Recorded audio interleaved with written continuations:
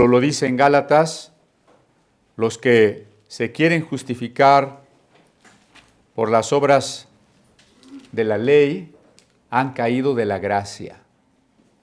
Pero analicemos la frase que significa que la ley de Moisés no tiene poder sobre el cristiano. ¿Por qué no tiene? ¿Qué clase de poder es el que no tiene o nunca ha tenido? Y que no es una afirmación antinomista. Antinomianismo se llama a la idea de nomos ley y anti contra la ley. Aquellos que quieren vivir sin ley, no estamos hablando de un vivir sin ley, estamos hablando de una ley superior a la ley de Moisés.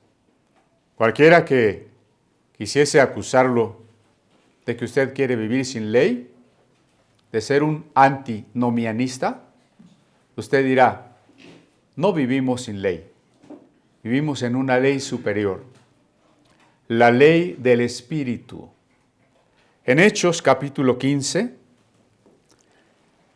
dice en el verso 16 que Jacobo está citando, no digo si leyendo, no sé si en ese momento Jacobo tenga un rollo en su mano, tal vez lo está citando de memoria, al profeta Amós en su capítulo 9.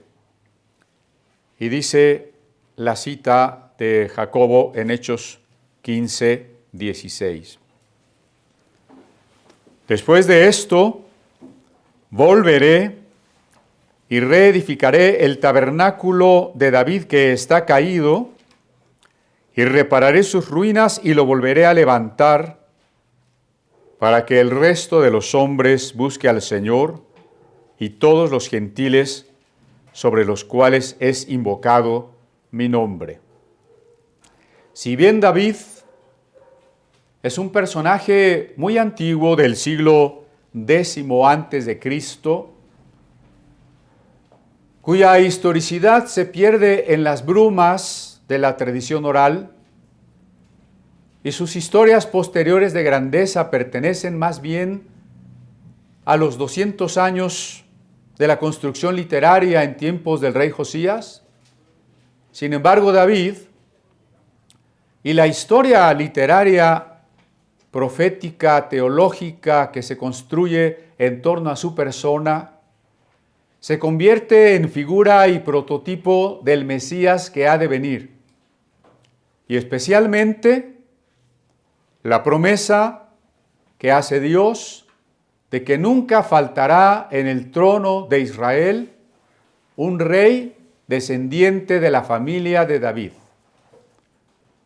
Cuando el reino estaba en grande peligro, y que después cuando el reino como tal desapareció, porque los judíos quedaron dominados por sucesivos imperios, la promesa de Dios alimentó la esperanza de que un día Dios traería a este rey.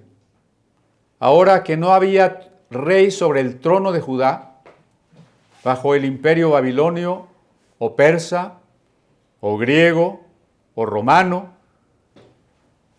y en medio del sufrimiento y la prueba, el pueblo esperaba el cumplimiento de la promesa de Dios. El descendiente de David, que se sentaría en un trono eterno para traer el reino de Dios. Entre paréntesis, el tema más importante de la Biblia no es el reino de Dios. Es muy importante el reino de Dios, pero el tema más importante no es el reino de Dios. Porque el reino de Dios es resultado del amor de Dios.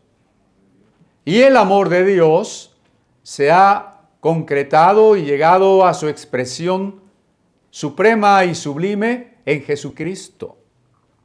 Por tanto, lo más importante de la Biblia no es algo, el reino, es alguien, Jesucristo. Jesucristo. Y esto lo digo porque muchos han dado en estar subrayando el mensaje del reino y de la soberanía como si fuese el punto más alto. El punto más alto siempre es Jesucristo. Jesucristo. Y cuando hablamos del reino y cuando hablamos de la promesa del trono, es porque estamos pensando en una persona, Jesucristo. Así que no solo David se convertía a través de toda la evolución teológico-literaria posterior en figura del Mesías, sino también la tienda de David se convertía en profecía de un nuevo pueblo, de la iglesia. Subrayemos también este concepto, nuevo pueblo. Nosotros no tenemos deseos o anhelos de pertenecer a un viejo pueblo, el judío. Tenemos deseos de pertenecer a un nuevo pueblo, el nuevo Israel.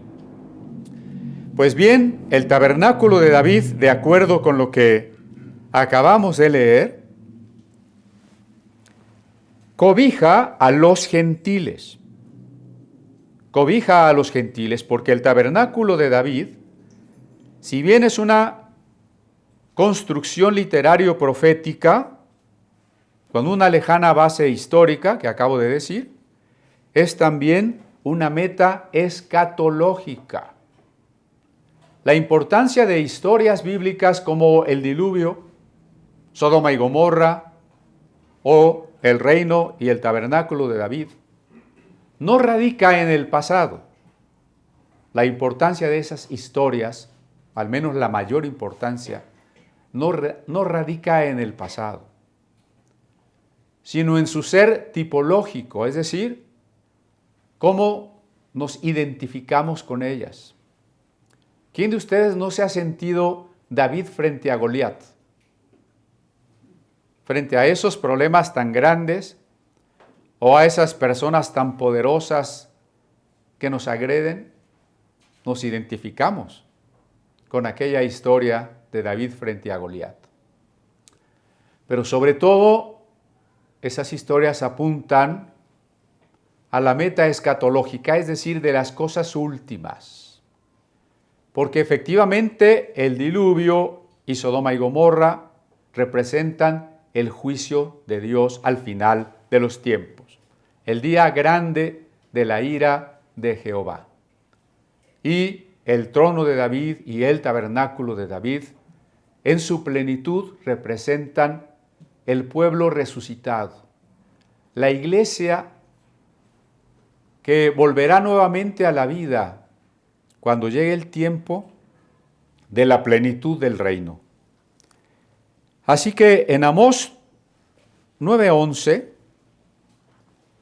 que es el pasaje que está citando Jacobo, lo voy a leer. Amós 9:11 y siguientes dice así, especialmente el 12, para que aquellos sobre los cuales es invocado mi nombre posean el resto de Edom y a todas las naciones. Comparen ahí en su propia Biblia la manera en cómo lo cita o como lo escribe Amós y la manera como lo dice Hechos. Porque Hechos dice, para que el resto de los hombres busque al Señor y todos los gentiles sobre los cuales es invocado mi nombre. No dice exactamente igual. ¿Ya lo comparó? No dice exactamente igual. En el caso de la redacción en Amós podría entenderse de varias maneras. Una de ellas, que los judíos poseerán o dominarán a los gentiles. Lo que Jacobo está citando es la traducción griega del Antiguo Testamento hebreo, que conocemos y que ya hemos mencionado como la Septuaginta. no es que la Septuaginta esté tergiversando el pasaje, no es que esté cambiando el sentido. Aquí hay varias razones. Primero, los traductores de la Biblia griega en el siglo III antes de Cristo tuvieron acceso a manuscritos distintos de los que forman hoy el texto masorético del que han salido nuestras Biblias, el Antiguo Testamento. Así que la Septuaginta, además de poder echar mano de otras variantes textuales, también traduce interpretando el sentido, interpretándolo de una manera que no podríamos simplemente descartar, porque el Nuevo Testamento, esto es muy importante, el Nuevo Testamento nace del vocabulario y de la teología de la Septuaginta. El Nuevo Testamento nace en griego kiní, con todo el vocablo de la Septuaginta. Y con la teología de la Septuaginta, aquí tenemos un ejemplo muy claro. La Septuaginta no traduce el texto hebreo de Amós con la idea de conquistar físicamente a los edomitas, enemigos, primos enemigos, al sur del reino, y a los demás gentiles. Lo traduce en otro sentido. Como diríamos hoy, poseer implicaría conquistar, pero ¿en qué sentido? En el sentido en que nosotros como colaboradores de Dios llevamos un mensaje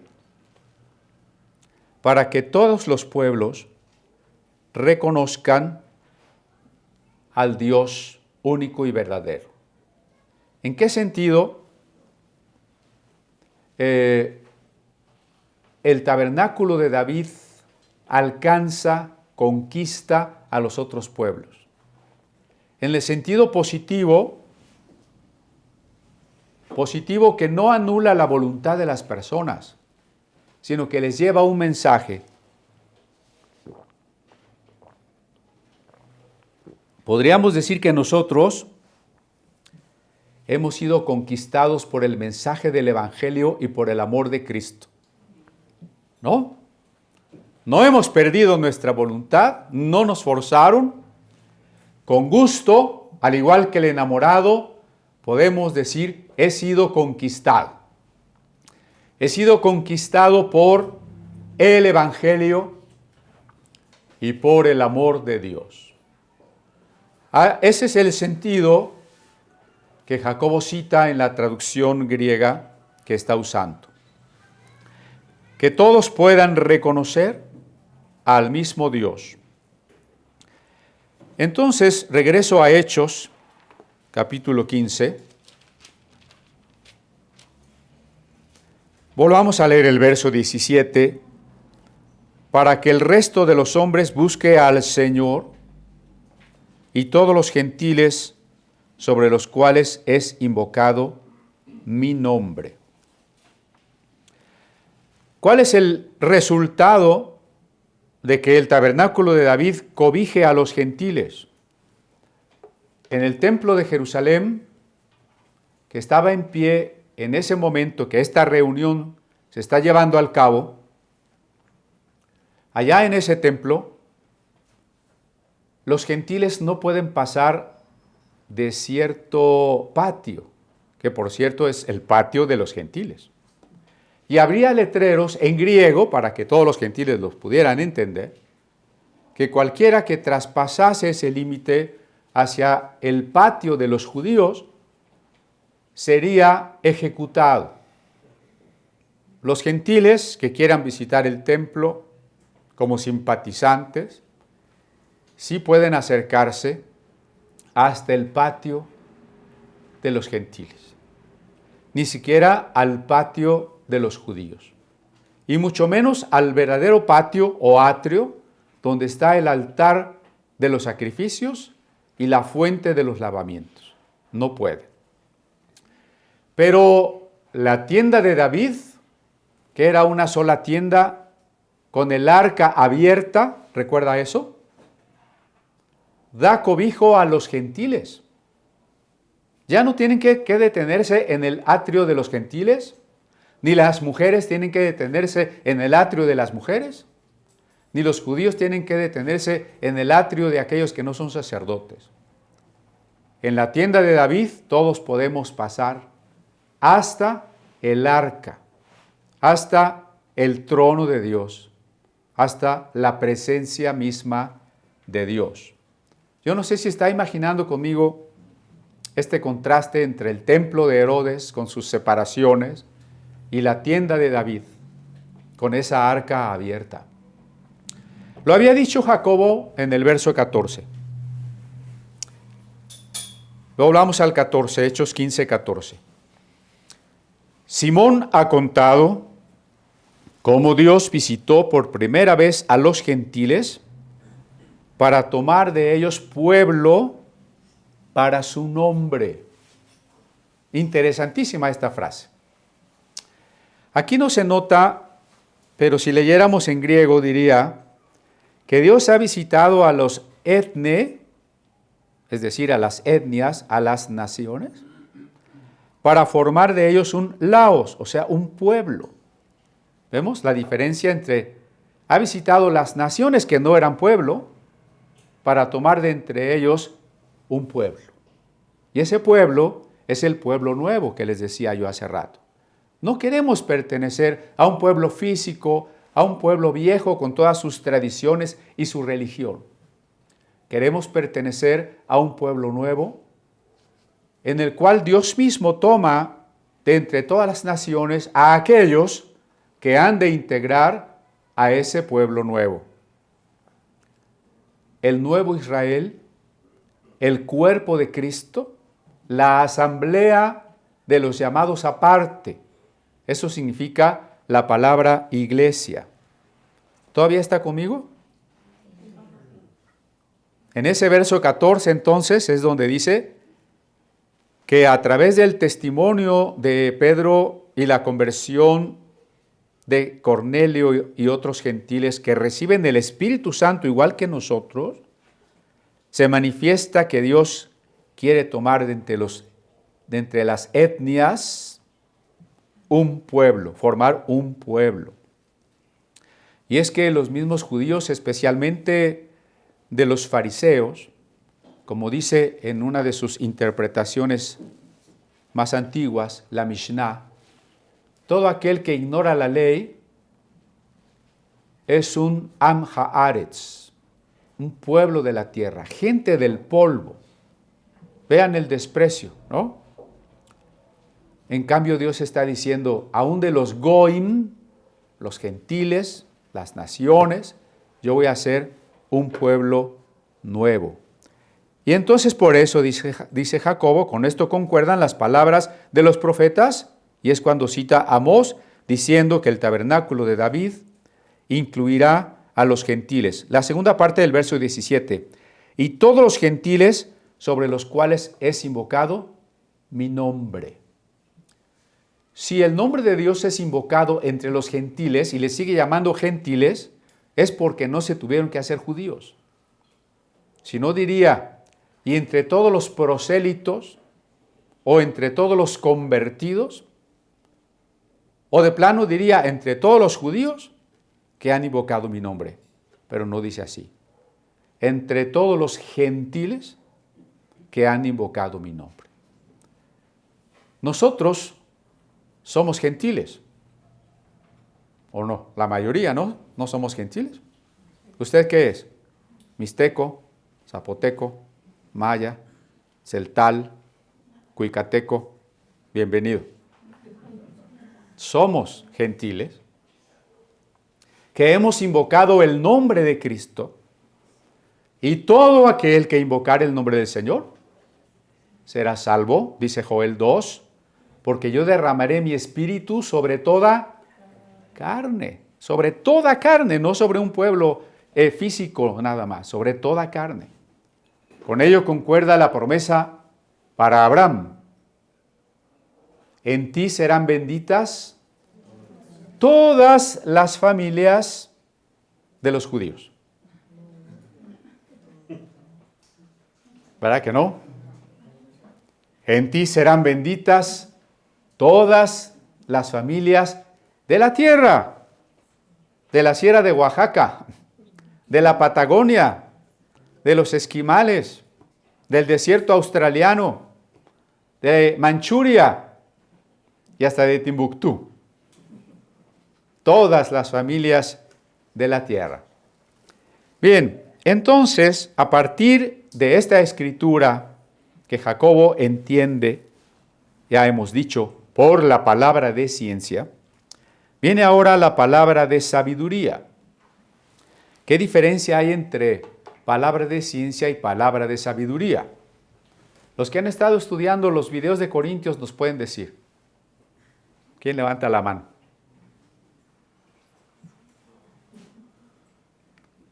La palabra de ciencia es la capacidad, el don por el que el Espíritu Santo nos permite entender la palabra de Dios, la revelación. Y la palabra de sabiduría nos permite entender qué quiere Dios, cuál es la voluntad de Dios. Así que con la palabra de ciencia y por supuesto con base en la Escritura, puede comprenderse que Dios quiere la salvación de los gentiles así, con ese mismo sustantivo o designación, gentiles. Y entonces, si Dios quiere la salvación de los gentiles sin que sean judíos, ¿qué tenemos que hacer? Es la pregunta. A la pregunta, ¿qué debemos hacer?, responde la palabra de sabiduría. Y entonces Jacobo dice, por lo cual yo juzgo, es decir, discierno. Juzgar viene de krinein en griego, que es tener criterio, hacer un juicio, distinguir, discernir, discriminar. No se asuste con esa palabra, ¿eh? Discriminar no es despreciar ni agredir, es distinguir. Y esa distinción o ese juicio incluye una proposición para todos los apóstoles y ancianos. La propuesta, el postulado es que no se inquiete a los gentiles que se convierten a Dios. No se inquiete. ¿Qué quiere decir que no se les inquiete? Significa que no se les moleste. Aquí estuve revisando varias traducciones. Algunas ponen así, que no se les moleste. Otras ponen que no se les impongan cargas innecesarias. Esta palabra es importante en una versión. Innecesarias. ¿Por qué? Porque se han convertido a Dios. No siendo judíos, al decir se han convertido, ¿qué significa? Que aún no siendo judíos han abandonado el paganismo. Convertirse es darse la vuelta cuando caminábamos alejándonos de Dios, darnos la vuelta para ir ahora hacia Dios. Eso es convertirse, ¿no? Convertirse no tiene, en primer lugar, la acepción de pasarse de una iglesia a otra. Eso no es importante si no hay una verdadera conversión. La verdadera conversión es regresarnos hacia Dios. Es decidir que ahora Él sea nuestro dueño y Señor. Eso es convertirse. Ellos han dejado el paganismo y ahora se han convertido a Dios, es decir, ahora tienen la fe en ese mensaje que han escuchado de un Dios amoroso que ha muerto por nosotros en la persona de su Hijo Jesús el Cristo. La fe es contraria a mis esfuerzos y méritos. Lo diré otra vez, aunque ya lo hemos comentado. ¿Por qué la fe es contraria a la ley? ¿Se acuerdan que nuestro título es ¿La ley de Moisés no tiene poder? Ahí hay una primera razón. La ley y la fe son contrarias. ¿Por qué?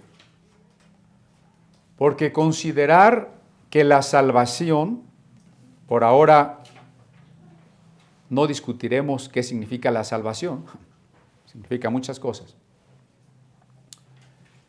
Pero la salvación no se alcanza porque yo me esfuerce cumpliendo los mandamientos.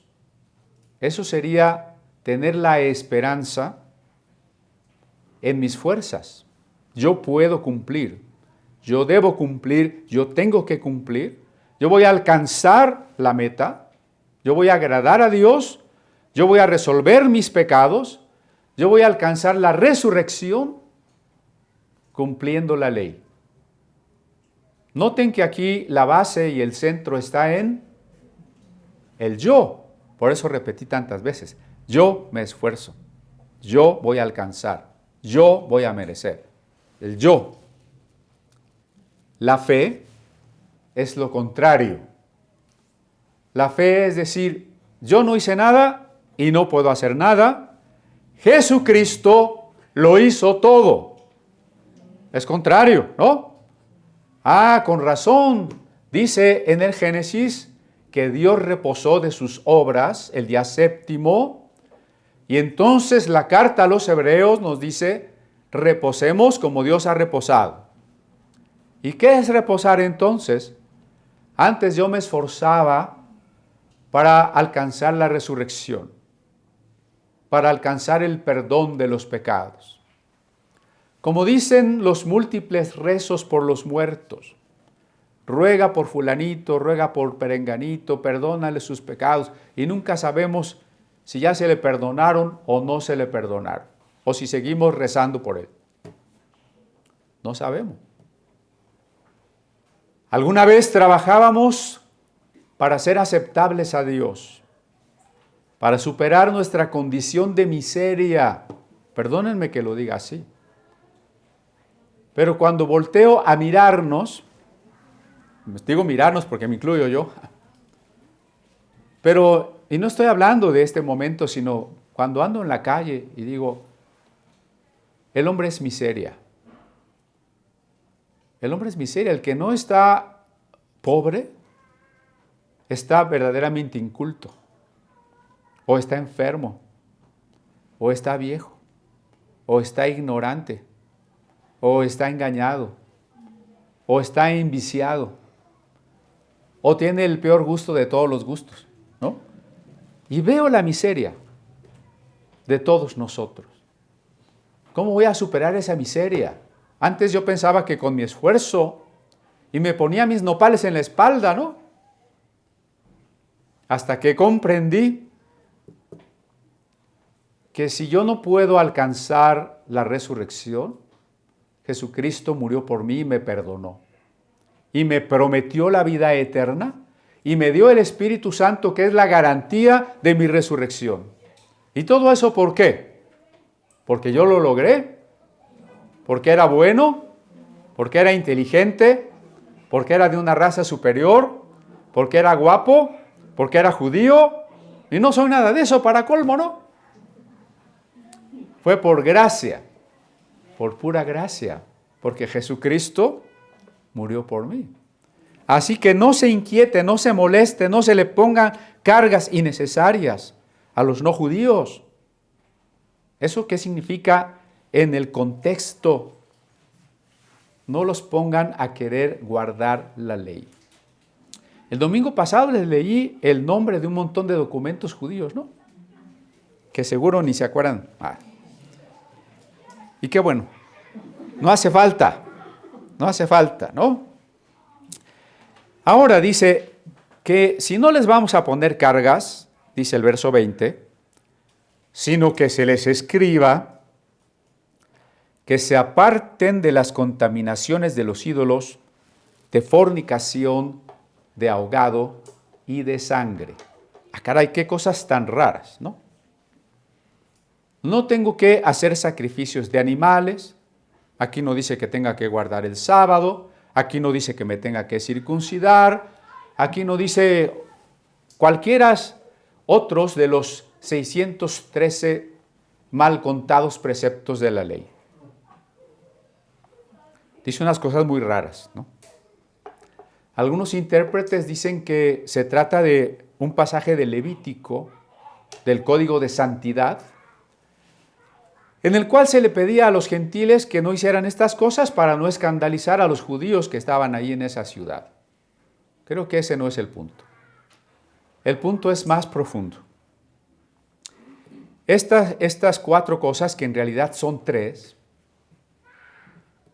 tienen su importancia no en prácticas puntuales, rituales, ceremoniales, sino en los principios que representan. ¿Cuáles son esos principios que representan? El primero,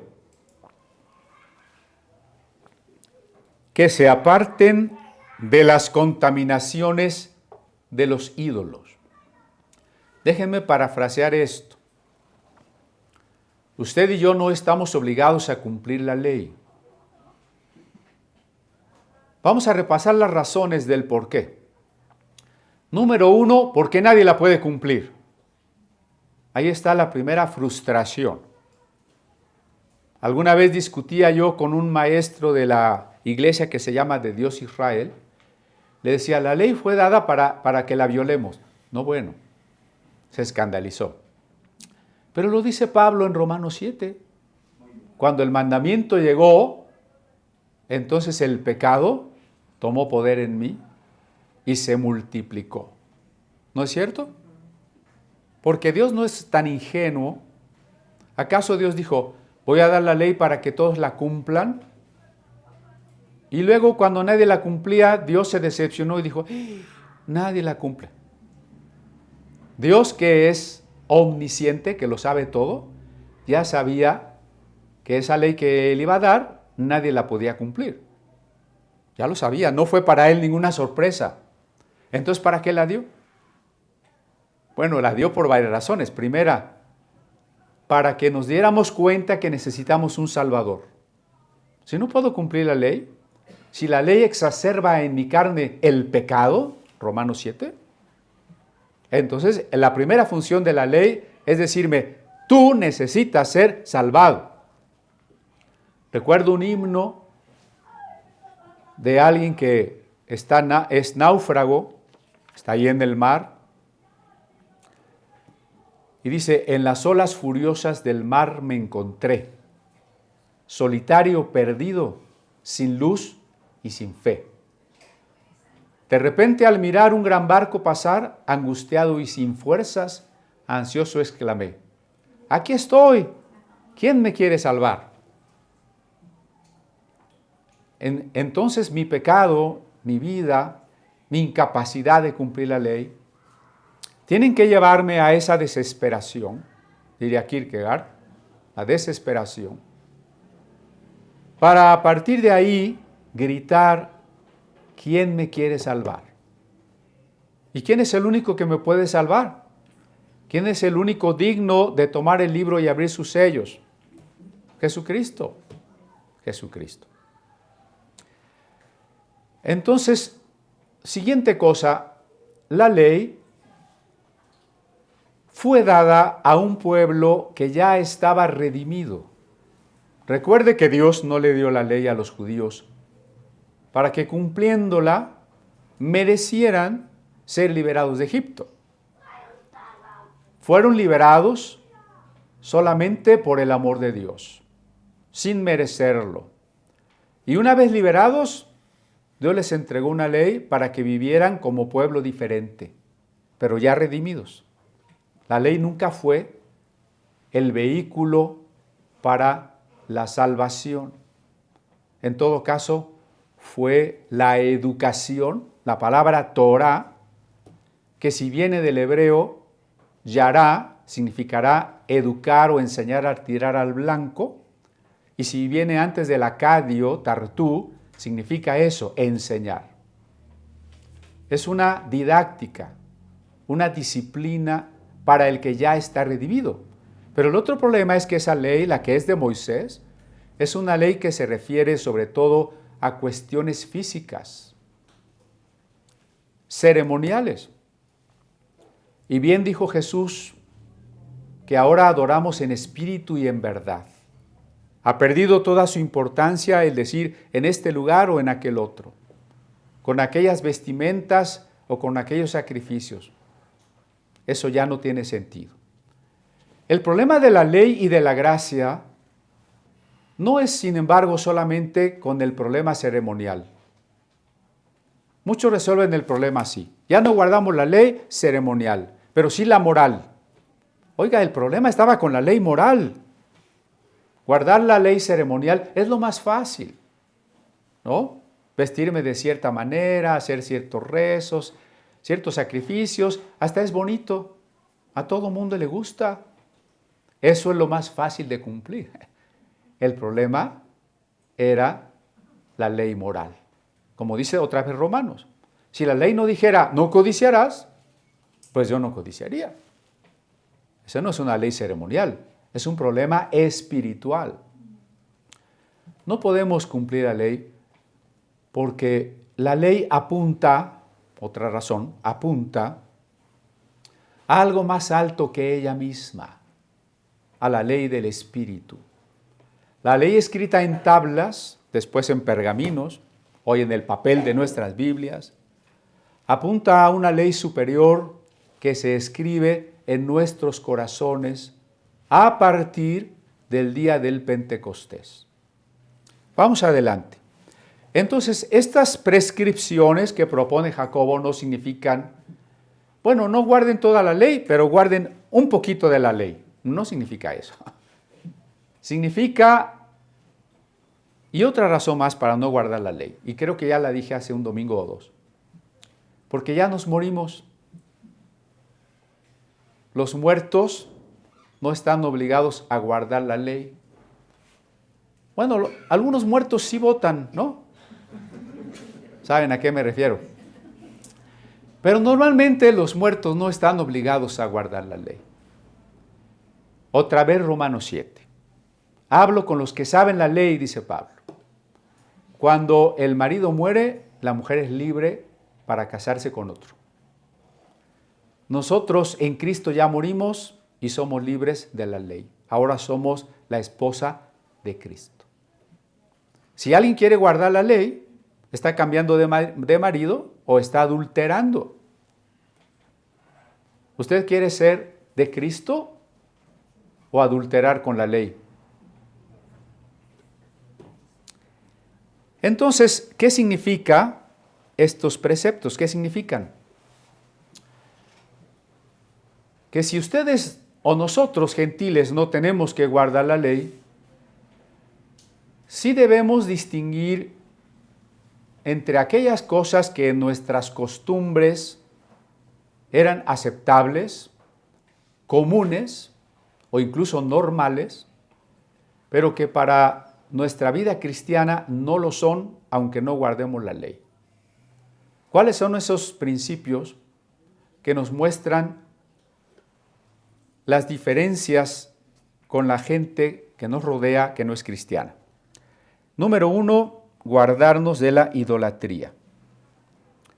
¿Qué significaba eso así en el contexto más inmediato? Lo encontramos en la carta a los Corintios, primera carta a los Corintios, de los capítulos 8 al 10. Pablo hablando de los que participaban en comidas con las cuales se celebraban a los falsos dioses. ¿Recuerdan?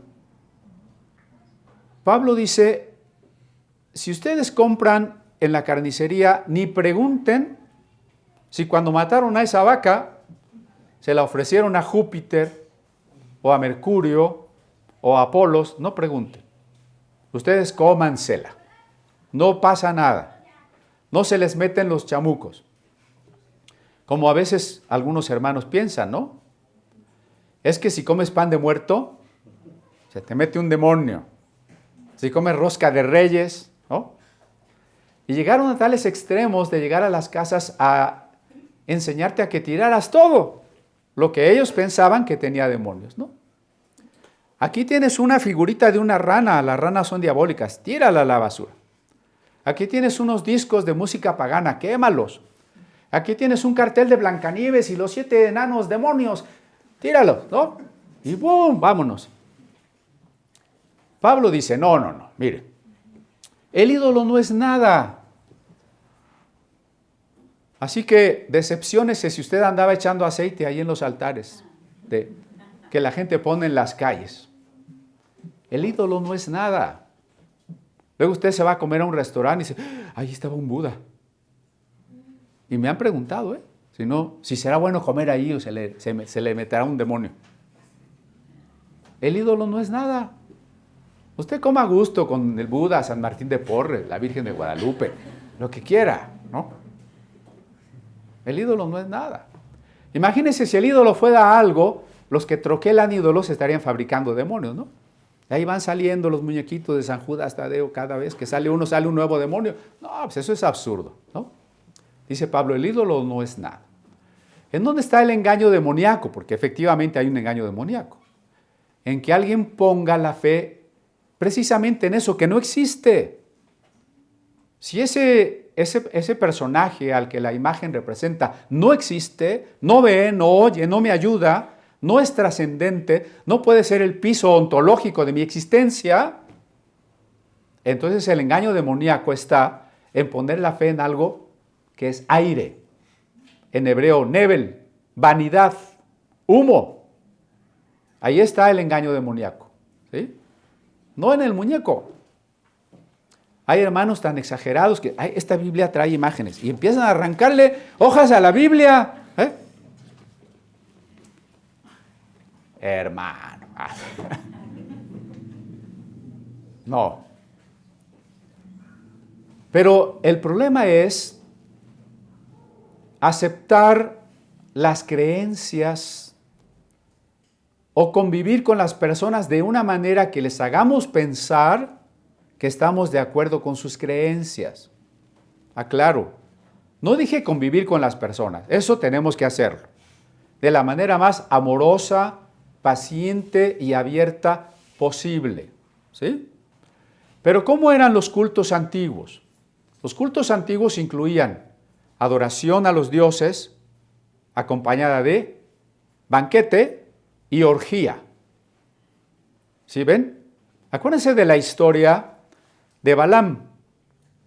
El rey Balac le dice, maldíceme a Israel para que yo pueda ganarle. Y Balaam dice, pues no lo puedo maldecir.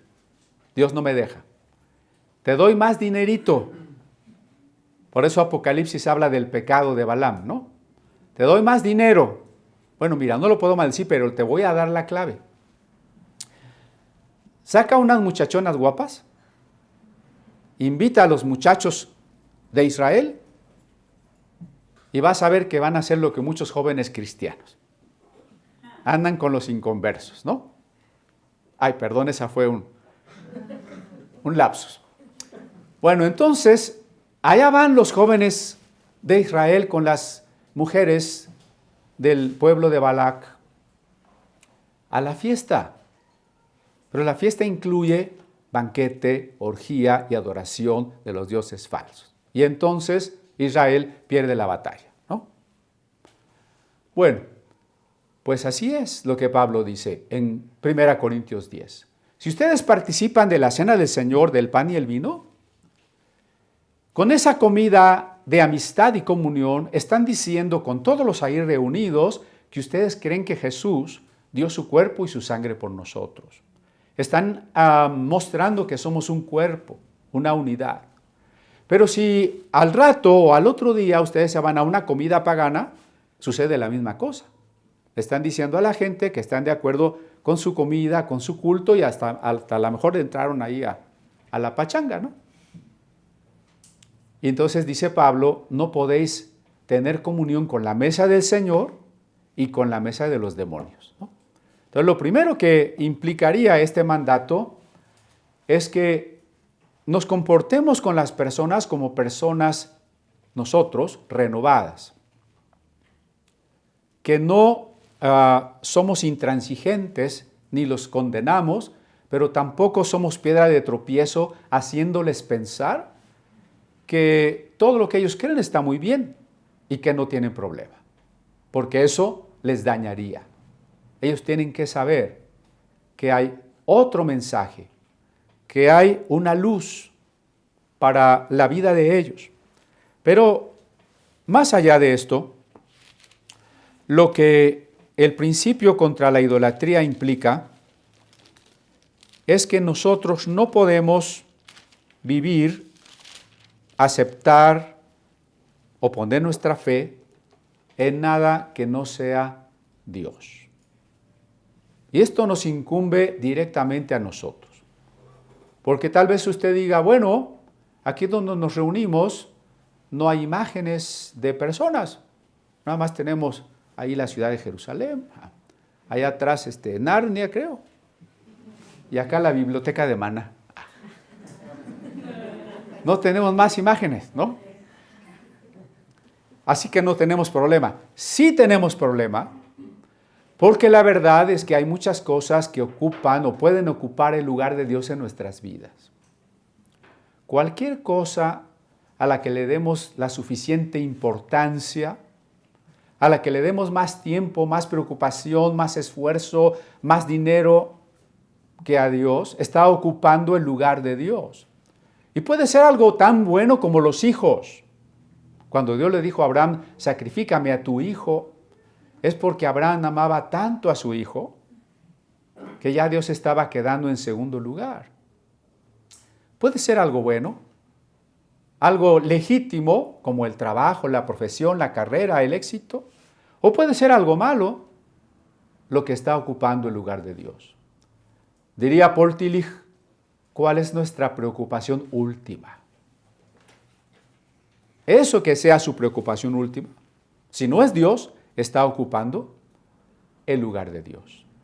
Y aún los judíos que no se atreven ni a tener pinturas con representaciones humanas o de animales, han idolatrado a la Torá y a la lengua hebrea y a la tierra de Israel y a sus tradiciones. Ídolos puede tener cualquiera. No reduzcamos eso. Ídolos son los que tenían los griegos y romanos, ¿no?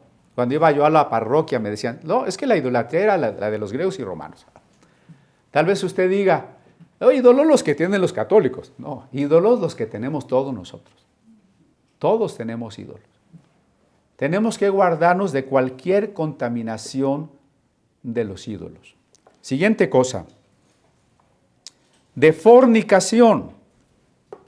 Hoy en la reunión de parejas, que por cierto los jóvenes van a poner la comida,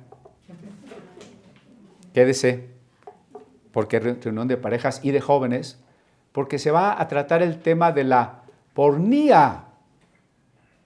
¿Qué es eso de la pornía? Pues precisamente la palabra que se traduce aquí por fornicación. Se va a tratar el tema de la fornicación. Y está diciendo Jacobo, vamos a proponerles que se guarden de la pornía. ¿Qué significa? Pongámoslo en nuestro contexto. Mucha gente puede decir, es que está bien ser cristiano, yo puedo ser cristiano, pero al mismo tiempo creer en el amor libre. Puedo ser cristiano y ser homosexual. Puedo ser cristiano no binario. Puedo ser cristiana feminista, trans o lo que quiera, ¿no? A ver, no se puede. ¿Por qué? No porque el sexo sea malo. Nuestro hermano José está dando un curso de sexualidad y Biblia, ¿no? Biblia y sexualidad. No es porque el sexo sea malo. No es malo, es creación de Dios. En mucho tiempo la gente sintió y creyó, el sexo es lo más sucio, es el pecado original, no hables de eso, es inmundo, es indecente. El sexo es creación de Dios. En todos sus sentidos, ¿no? Desde nuestros órganos sexuales y todas sus sensaciones que recibe a través de sus terminales nerviosas, hasta las implicaciones neuronales y psicológicas y temperamentales y de percepción que tiene entre un hombre y una mujer. El sexo es tan maravilloso que de dos personas hace una. El sexo es un PRIT, un resistol, un cemento, 5000, que hace de dos personas una sola persona. Y eso es sublime. Eso es sublime, ¿sí? ¿Dónde está el problema con el sexo? No en el sexo per se, sino en el mal uso del sexo, porque el mal uso del sexo se convierte en destructivo. Pensemos en la energía eléctrica. Gracias a ella podemos transmitir. Si ahorita no tuviésemos energía, no habría internet, la cámara no funcionaría, estas lámparas se apagarían y ya no transmitimos. No funcionaría el piano. ¿Es buena la energía eléctrica? Claro. Pero si usted toca donde no debe, aquí en uno de los medidores o los switches tenemos una corriente alterna bastante fuerte, y alguna vez quise conectarla, bueno, no me electrocuté nomás porque, no sé por qué. Se oye una explosión sota, un ruidote así, nomás me salieron chispas por todos lados, ¿no? Porque toda fuerza, entre más poderosa sea, si no se conduce adecuadamente, destruye. Entonces la pornía es el uso destructivo de algo que Dios hizo para bien. No estamos condenando al sexo, que no nos vengan los Foucaultianos a hablar de represión.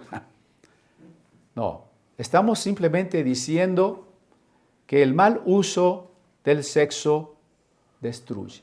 Y precisamente destruye porque las personas que deberían de haberse convertido en uno y por tanto implicaban su alma, sus esperanzas, sus anhelos, sus proyectos de vida, son destrozados a través del mal uso del sexo.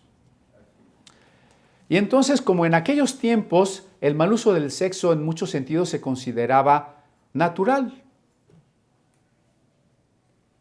Si bien había algunas leyes romanas que protegían a la familia y a la esposa, si bien es falso que en Grecia la homosexualidad fuese extendida y vista de manera absolutamente buena, pues no es cierto. Los efebos tenían que ser de cierta edad y una vez que empezaban a tener barba ya no podían tener ese tipo de prácticas.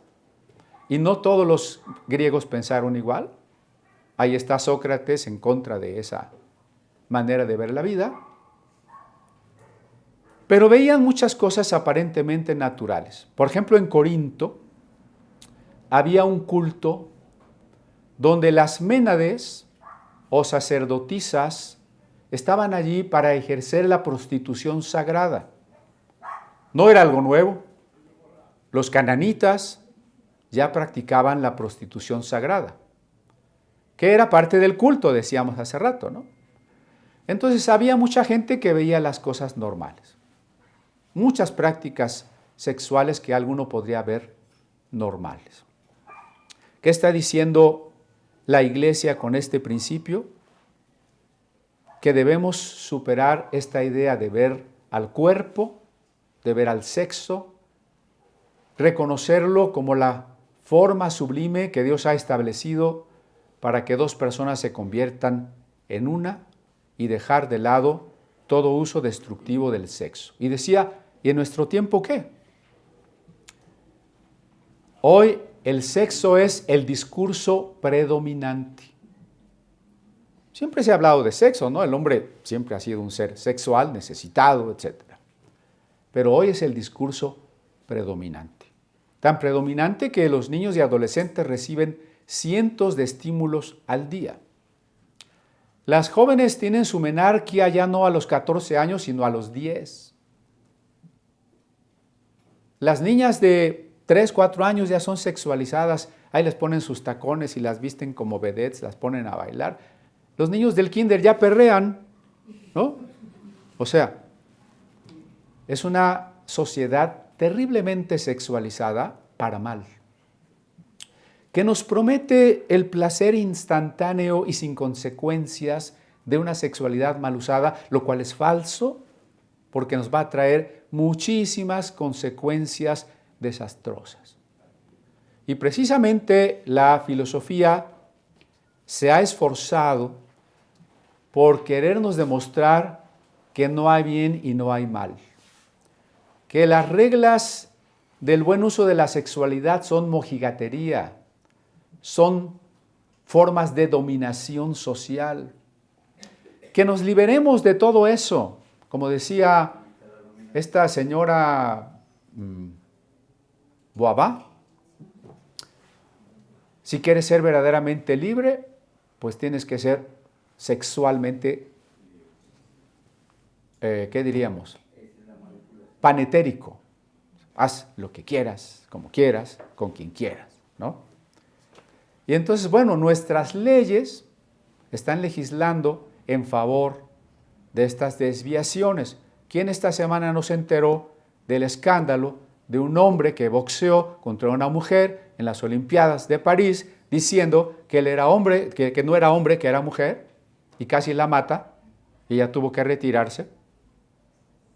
A estos absurdos hemos llegado, ¿no?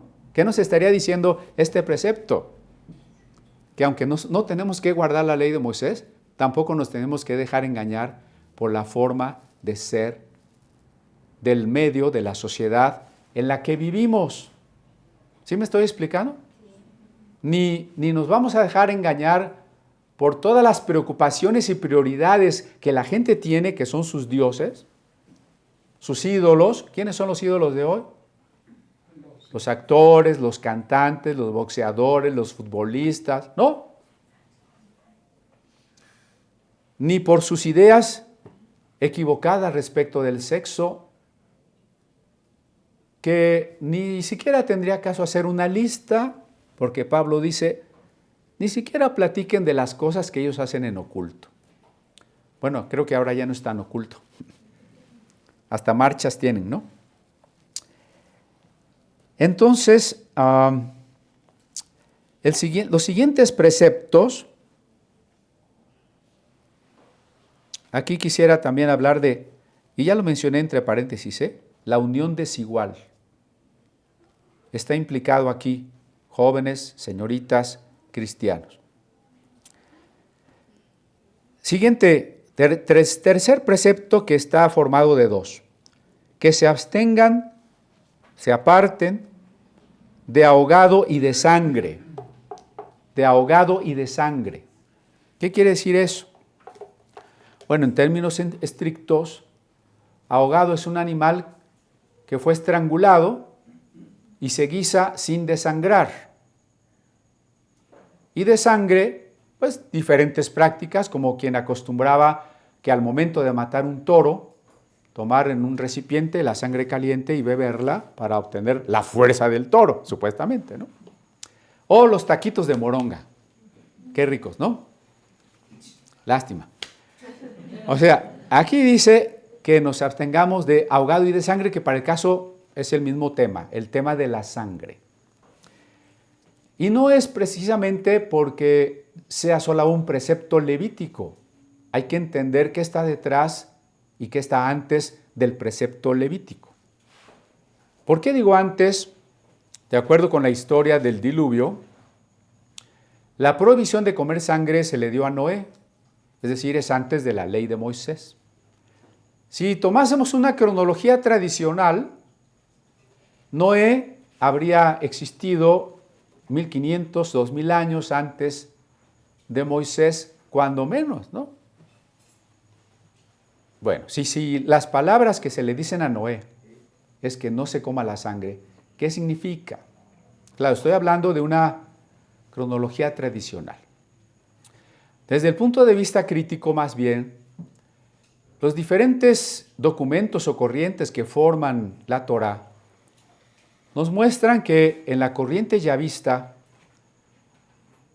la vida radicaba en la respiración. Todo lo que tenía hálito de vida en sus narices, murió en el diluvio, dice el relato ya vista. En el Génesis 2, también relato ya vista, Dios formó al hombre del polvo de la tierra y sopló en su nariz el aliento de vida. ¿En dónde está la vida? En la respiración, como dice Eclesiastés. El espíritu, el aliento de vida, vuelve a Dios. En la corriente sacerdotal, la vida está en la sangre, porque a los sacerdotes le interesan sobre todo los sacrificios cruentos.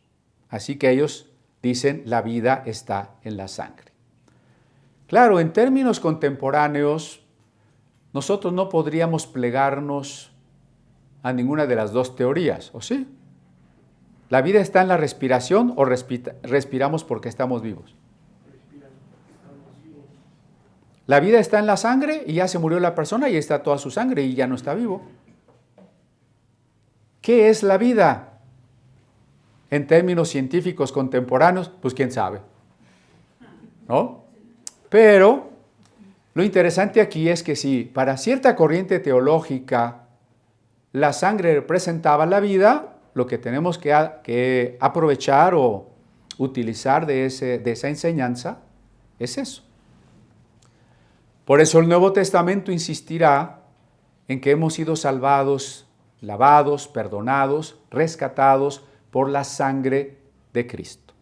Y no se refiere realmente al líquido, y mucho menos a que la sangre de Cristo ande por aquí flotando de manera invisible, sino se refiere a su muerte, al hecho de haber ofrendado su vida en una dimensión tan histórica que podemos ubicar la muerte de Cristo en un cierto espacio y en un cierto tiempo.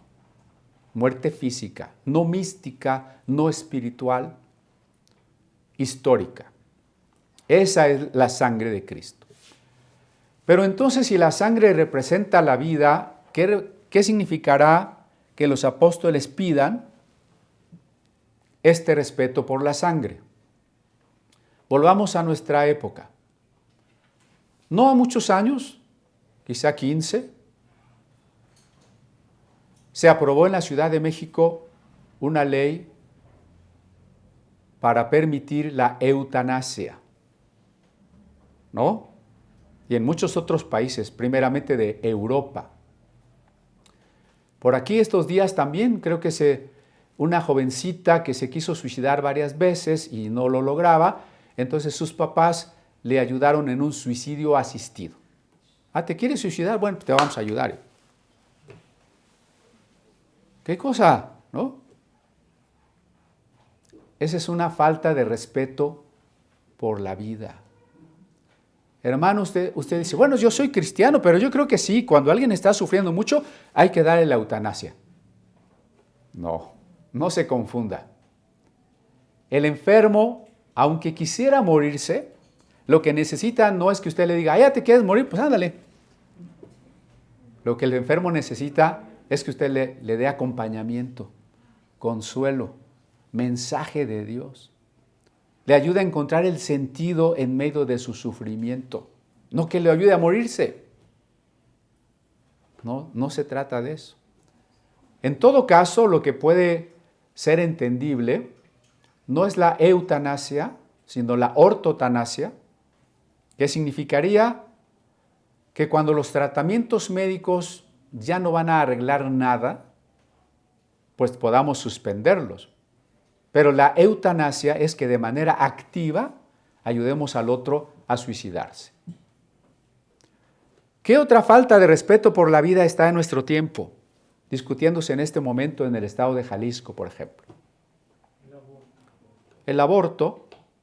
Hay muchos cristianos y cristianas que se sienten tan liberales, tan progresistas, tan open mind. Es el aborto que tiene de malo. Pregúntese por qué está prohibido que uno difunda películas, imágenes de cómo se realiza un aborto. Porque cualquier persona que las vea quedaría impactada de ver la manera en que se despedaza a un ser humano. Se le hace trocitos para sacarlo. De acuerdo con la Biblia, desde el vientre de nuestra madre somos las personas que, aunque no hayamos desarrollado todo nuestro potencial, ya somos. Ahora mismo, ¿quién puede decir, yo ya desarrollé todo mi potencial? Y aún así somos personas, ¿no? No se le dice a Jeremías, a Juan el Bautista, a Samsón, yo te escogí desde el vientre, yo te llené del Espíritu desde el vientre. ¿A partir de qué momento Jesús comenzó a ser el Dios encarnado? ¿Cuando nació? ¿O a las 12 semanas? ¿O en el momento en que el Espíritu Santo fecundó el óvulo de María? Es otra falta de respeto por la vida por la cual han muerto millones de personas. Yo no sabría qué cantidad de millones. Solamente imagínense cuántos abortos en el mundo hay constantemente. Cada vez que traspasamos esta frontera y tomamos en nuestras manos la vida y la muerte, nos acercamos a posturas como las que tuvieron los nazis. Hay que ayudar a morir a los viejitos, ya no sirven para nada. Hay que ayudar, hay que matar a los idiotas, ¿no? También a los gitanos. Bueno, y también a los judíos. Son unas ratas que impiden la evolución del universo. Y entonces empezamos a matar a todo mundo, porque hemos perdido el respeto por la vida. Aquí no se trata, el pasaje de no comer sangre, no se trata de no aceptar una transfusión si la necesitas. No se trata de eso. Nuestros queridos amigos, testigos de Jehová, dicen, como transfundirte es casi como si comieras, aunque sea por vía parental, entonces pues no puedes ser transfundido porque estarías violando el mandato. La sangre que está prohibida comer es la del animal sacrificado, es decir, muerto, porque significaría en la necesidad que tiene la humanidad de comer carne, como si le dijéramos al borreguito, mira, te quiero mucho, te tengo que matar porque tengo que comer, no quisiera matarte, pero te tengo que matar. Prueba de ello es que tu sangre respetuosamente la voy a derramar en tierra, ¿no? Ese era el respeto por la vida. Así que la transfusión no es una falta de respeto por la vida. Se parece más al sacrificio de Cristo. Por la vida de una persona, la sangre de una persona, otra persona puede seguir viviendo, ¿no? El punto importante aquí es el respeto por la vida. Estos son los principios que Jacobo propone a la iglesia y lo vamos a dejar aquí. Todavía me faltaba mucho, pero dejémoslo así. No poner otra carga a los gentiles. En estos 3 preceptos no se dice, bueno, está bien que los gentiles se conviertan a Dios, nada más hay que pedirles que no hagan idolatría, que no forniquen y que se circunciden. ¿Verdad que no? Precisamente la discusión era esa. Circuncidarse implicaba que toda la ley se tenía que guardar. No circuncidarse implicaba que no tenemos que guardar la ley. ¿Por qué? No porque estamos en contra de la ley, sino porque el Espíritu Santo nos lleva a vivir la nueva ley en Cristo.